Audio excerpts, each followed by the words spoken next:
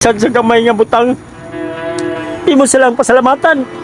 At agan mo silang importansya ang ilang nabuhat nga gamay na nga butang para mo gana pa ang ilang pagpanarba mga guys, no? Sa Mga guys, sa mga asawa mga guys, no? Kaya ko, lagi po kong kahibos mga guys, no?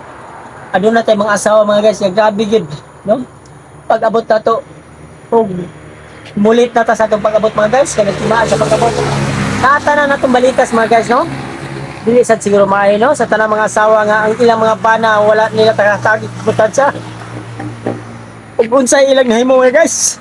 O sa mata ng mga asawa, no? Makahibos kayo kung pagsige na lang mo og kanang kwan bitaw, silos, yung bana nga may mga binuhatan mga guys. Dili sad na maayo mga guys, no? Panahon na inyo ng pagmamitihan mga guys. Ang bana makahuna-una og dautan mga guys, no? Dapat mga guys, o mga inday, mga asawa karon, no, nga nakita nako, dapat pahalagahan ninyo yung bana ug unsay ilang nabuhat.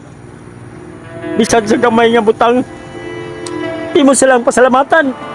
At agan mo silang importansya ang ilang nabuhat nga gamay na nga butang para mo gana pa ang ilang pagpanarbaho mga guys, no?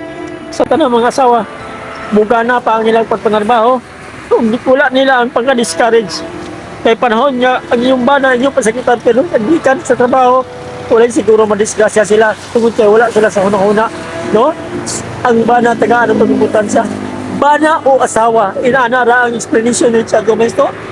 Ang asawa tagaan niya pong importansya ug sa ilang mga nahimo inaana niya po, no? Subalit niya po na to kay makita mga guys kung sa mga guys, no?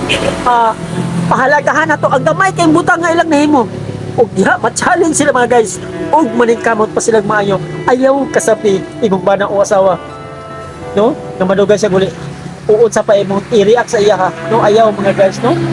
Positive lang ang muna-una, ayaw pag muna-una dautan ug hangad sa Ginoo aron tagaan kang idea nga maayo dili dautan. Ini sila sa comments pag-share sa akong video karon.